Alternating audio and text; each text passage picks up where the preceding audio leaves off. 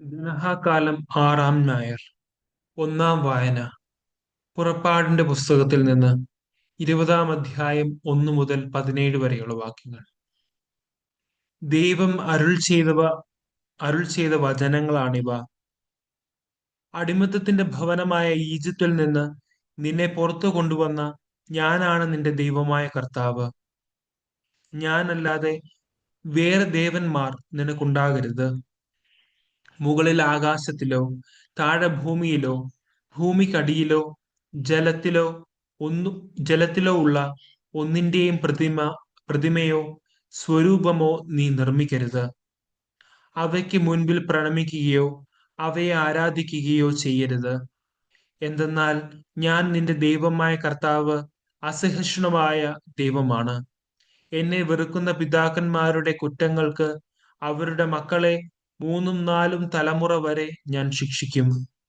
എന്നാൽ എന്നെ സ്നേഹിക്കുകയും എന്റെ കൽപ്പന പാലിക്കുകയും ചെയ്യുന്നവരോട് 1000 തലമുറകൾ വരെ ഞാൻ കരുണ കാണിക്കും.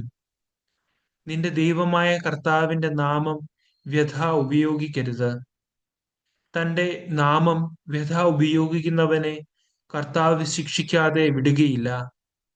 സാബത്ത് വിശുദ്ധ ദിനമായി ആചരിക്കണമെന്ന് ഓർമ്മിക്കുക. 6 ദിവസം അധ്വാനിക്കുക, എല്ലാ ജോലികളും ചെയ്യുക.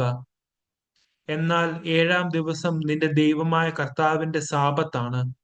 അന്ന് നീയോ നിന്റെ മകനോ മകളോ ദാസനോ ദാസിയോ നിന്റെ മൃഗങ്ങളോ നിന്നോടൊത്ത് വസിക്കുന്ന പരദേശിയോ ഒരു വേലയും ചെയ്യരുത്. എന്തെന്നാൽ കർത്താവ് 6 ദിവസം കൊണ്ട് ആകാശവും ഭൂമിയും സമുദ്രവും അവയിലുള്ള സമസ്തവും സൃഷ്ടിക്കുകയും 7-ാം ദിവസം വിശ്രമിക്കുകയും ചെയ്തു. അങ്ങനെ അവിടുന്ന് സാബത്ത് ദിനത്തെ അനുഗ്രഹിക്കുകയും വിശുദ്ധീകരിക്കുകയും ചെയ്തു. നിന്റെ ദൈവമായ കർത്താവ് തരുന്ന രാജ്യത്ത് നീ ദീർഘകാലം ജീവിക്കേണ്ടതിന് നിന്റെ പിതാവിനെയും മാതാവിനെയും ബഹുമാനിക്കുക. കൊല്ലരുത്, വ്യഭിചാരം ചെയ്യരുത്, മോഷ്ടിക്കരുത്, അയൽക്കാരനെതിരായി വ്യാജസാക്ഷ്യം നൽകരുത്, അയൽക്കാരന്റെ ഭവനം മോഹിക്കരുത്, അയൽക്കാരന്റെ ഭാര്യയെയോ ദാസനെയോ ദാസിയെയോ കാളയെയോ കഴുതയെയോ അവന്റെ മറ്റെന്തെങ്കിലുമോ മോഹിക്കരുത്. രണ്ടാം വായന. എസെക്കിയേൽ പ്രവാചകന്റെ പുസ്തകത്തിൽ നിന്ന് 11-ാം അധ്യായം 14 മുതൽ 21 വരെയുള്ള വാക്യങ്ങൾ. കർത്താവ് അരുൾ ചെയ്തു: മനുഷ്യപുത്ര, നിന്റെ സഹോദരങ്ങളോട്, നിന്റെ സഹോദരരോടും ബന്ധുക്കളോടും ഇസ്രായേൽ ഭവനം മുഴുവനോടുമാണ് ജെറുസലേം നിവാസികൾ ഇങ്ങനെ പറഞ്ഞത്: നിങ്ങൾ കർത്താവിൽ നിന്നകന്നുപോയി. ഈ ദേശം ഞങ്ങൾക്കാണ് അവകാശമായി നൽകിയിരിക്കുന്നത്. ആകയാൽ ഇങ്ങനെ പറയുക: ദൈവമായ കർത്താവ് അരുൾ ചെയ്യുന്നു, അവരെ ഞാൻ ജനതകളുടെ ഇടയിലേക്ക് അകറ്റിയെങ്കിലും രാജ്യങ്ങളുടെ ഇടയിൽ അവരെ ഞാൻ ചിതറിച്ചെങ്കിലും അവർ എത്തിച്ചേർന്ന രാജ്യങ്ങളിൽ തൽക്കാലത്തേക്ക് ഞാൻ അവർക്ക് ദേവാലയമായി. വീണ്ടും പറയുക: ദൈവമായ കർത്താവ് അരുൾ ചെയ്യുന്നു, നിങ്ങളെ ഞാൻ ജനതകളുടെ ഇടയിൽ നിന്ന് ഒരുമിച്ച് കൂട്ടും. നിങ്ങൾ ചിതറിപ്പാർക്കുന്ന രാജ്യങ്ങളിൽ നിന്ന് നിങ്ങളെ ഞാൻ ശേഖരിക്കും.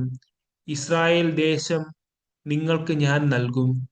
അവിടെ വരുമ്പോൾ അവർ എല്ലാ നിന്ദ്യവസ്തുക്കളും മ്ലേച്ഛതകളും അവിടെ നിന്ന് നീക്കിക്കളയും. അവർക്ക് ഞാൻ ഒരു പുതിയ ഹൃദയം നൽകും, ഒരു പുതിയ ചൈതന്യം അവരിൽ ഞാൻ നിക്ഷേപിക്കും. അവരുടെ ശരീരത്തിൽ നിന്ന് ശിലാഹൃദയം എടുത്തു മാറ്റി ഒരു മാംസള ഹൃദയം ഞാൻ കൊടുക്കും. അങ്ങനെ അവർ എന്റെ കൽപ്പനകൾ അനുസരിച്ച് ജീവിക്കുകയും എന്റെ നിയമങ്ങൾ ശ്രദ്ധയോടെ പാലിക്കുകയും ചെയ്യും. അവർ എന്റെ ജനവും ഞാൻ അവരുടെ ദൈവവുമായിരിക്കും. എന്നാൽ നിന്ദ്യവസ്തുക്കളിലും മ്ലേച്ഛതകളിലും ഹൃദയം അർപ്പിച്ചിരിക്കുന്നവരുടെ പ്രവൃത്തികൾക്ക് അവരുടെ തലയിൽ തന്നെ ഞാൻ ശിക്ഷ വരുത്തും. ദൈവമായ കർത്താവ് അരുൾ ചെയ്യുന്നു. മൂന്നാം വായന. പൗലോസ് ശ്ലീഹ കൊളോസോസിലെ സഭയ്ക്ക് എഴുതിയ ലേഖനം 3-ാം അധ്യായം 5 മുതൽ 14 വരെയുള്ള വാക്യങ്ങൾ. അതുകൊണ്ട് നിങ്ങളിൽ ഭൗമികമായിട്ടുള്ളതെല്ലാം, അസന്മാർഗികത, അശുദ്ധി, മനക്ഷോഭം, ദുർവിചാരങ്ങൾ, വിഗ്രഹാരാധന തന്നെയായ ദ്രവ്യാസക്തി, ഇവയെല്ലാം നശിപ്പിക്കുവിൻ. ഇവ നിമിത്തം ദൈവത്തിന്റെ ക്രോധം വന്നു ചേരുന്നു. നിങ്ങളും ഒരിക്കൽ അവയ്ക്കനുസൃതമായി ജീവിക്കുകയും പ്രവർത്തിക്കുകയും ചെയ്തിരുന്നു. ഇപ്പോൾ അവയെല്ലാം ദൂരെ എറിയുവിൻ. അമർഷം, ക്രോധം, ദുഷ്ടത, ദൈവദൂഷണം, അശുദ്ധഭാഷണം തുടങ്ങിയവ വർജിക്കുവിൻ. പരസ്പരം കള്ളം പറയരുത്. പഴയ മനുഷ്യനെ അവന്റെ ചെയ്തികളോടുകൂടെ നിഷ്കാസനം ചെയ്യുവിൻ. സമ്പൂർണ്ണ ജ്ഞാനം കൊണ്ട് സൃഷ്ടാവിന്റെ പ്രതിച്ഛായയ്ക്കനുസൃതമായി നവീകരിക്കപ്പെടുന്ന പുതിയ മനുഷ്യനെ ധരിക്കുവിൻ.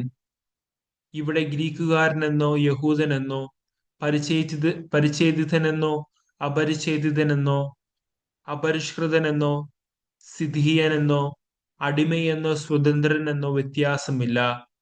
പിന്നെയോ ക്രിസ്തു എല്ലാമാണ്, എല്ലാവരിലുമാണ്.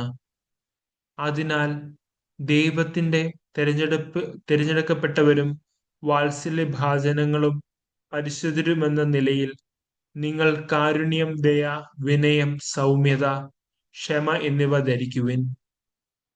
ഒരാൾക്ക് മറ്റൊരാളോട് പരിഭവമുണ്ടെങ്കിൽ പരസ്പരം ക്ഷമിച്ച് സഹിഷ്ണുതയോടെ വർത്തിക്കുവിൻ. കർത്താവ് നിങ്ങളോട് ക്ഷമിച്ചതുപോലെ തന്നെ നിങ്ങളും ക്ഷമിക്കണം. സർവോപരി എല്ലാറ്റിനെയും കൂട്ടിയിണക്കി പരിപൂർണമായ ഐക്യത്തിൽ ബന്ധിക്കുന്ന സ്നേഹം പരിശീലിക്കുവിൻ. സുവിശേഷ വായന. വിശുദ്ധ മത്തായി എഴുതിയ സുവിശേഷം 5-ാം അധ്യായം 17 മുതൽ 26 വരെയുള്ള വാക്യങ്ങൾ. നിയമത്തെയോ പ്രവാചകന്മാരെയോ അസാധുവാക്കാനാണ് ഞാൻ വന്നതെന്ന് നിങ്ങൾ വിചാരിക്കരുത്. അസാധുവാക്കാനല്ല, പൂർത്തിയാക്കാനാണ് ഞാൻ വന്നത്. ആകാശവും ഭൂമിയും കടന്നു പോകുന്നതുവരെ സമസ്തവും നിറവേറുവോളം നിയമത്തിൽ നിന്ന് വള്ളിയോ പുള്ളിയോ മാറുകയില്ലെന്ന് സത്യമായി ഞാൻ നിങ്ങളോട് പറയുന്നു. ഈ പ്രമാണങ്ങളിൽ ഏറ്റവും നിസ്സാരമായ ഒന്ന് ലംഘിക്കുകയോ ലംഘിക്കാൻ മറ്റുള്ളവരെ പഠിപ്പിക്കുകയോ ചെയ്യുന്നവൻ സ്വർഗരാജ്യത്തിൽ ചെറിയവനെന്ന് വിളിക്കപ്പെടും. എന്നാൽ അത് അനുസരിക്കുകയും പഠിപ്പിക്കുകയും ചെയ്യുന്നവൻ സ്വർഗരാജ്യത്തിൽ വലിയവനെന്ന് വിളിക്കപ്പെടും. നിങ്ങളുടെ നീതി നിയമജ്ഞരുടെയും ഫരിസേയരുടെയും നീതിയെ അതിശയിക്കുന്നില്ലെങ്കിൽ നിങ്ങൾ സ്വർഗരാജ്യത്തിൽ പ്രവേശിക്കുകയില്ലെന്ന് ഞാൻ നിങ്ങളോട് പറയുന്നു. കൊല്ലരുത്, കൊല്ലുന്നവൻ ന്യായവിധിക്ക് അർഹനാകും എന്ന് പൂർവികരോട് പറയപ്പെട്ടതായി നിങ്ങൾ കേട്ടിട്ടുണ്ടല്ലോ. എന്നാൽ ഞാൻ നിങ്ങളോട് പറയുന്നു, സഹോദരനോട് കോപിക്കുന്നവൻ ന്യായവിധിക്ക് അർഹനാകും. സഹോദരനെ ഭോഷ എന്ന് വിളിക്കുന്നവൻ ന്യായാധിപ സംഘത്തിന്റെ മുമ്പിൽ നിൽക്കേണ്ടി വരും. വിഡ്ഢി എന്ന് വിളിക്കുന്നവനാകട്ടെ നരകാഗ്നിക്ക് ഇരയായിത്തീരും. നീ ബലിപീഠത്തിൽ കാഴ്ച അർപ്പിക്കുമ്പോൾ നിന്റെ സഹോദരന് നിന്നോട് എന്തെങ്കിലും വിരോധമുണ്ടെന്ന് അവിടെ വെച്ച് ഓർത്താൽ കാഴ്ചവസ്തു അവിടെ ബലിപീഠത്തിന് മുൻപിൽ വെച്ചിട്ട് പോയി സഹോദരനുമായി രമ്യപ്പെടുക. പിന്നെ വന്ന് കാഴ്ച അർപ്പിക്കുക. നീ പ്രതിയോഗിയോട് വഴിക്ക് വെച്ചു തന്നെ വേഗം രമ്യതപ്പെട്ടുകൊള്ളുക. അല്ലെങ്കിൽ പ്രതിയോഗി നിന്നെ ന്യായാധിപനും ന്യായാധിപൻ സേവകനും ഏൽപ്പിച്ചു കൊടുക്കും. അങ്ങനെ നീ കാരാഗൃഹത്തിൽ അടയ്ക്കപ്പെടും. അവസാനത്തെ ചില്ലിക്കാശും കൊടുത്തു വീട്ടുവോളം നീ അവിടെ നിന്ന് പുറത്തു വരികയില്ലെന്ന് സത്യമായി ഞാൻ നിന്നോട് പറയുന്നു. നമ്മുടെ കർത്താവായ മിശിഹായിക്ക് സ്തുതി.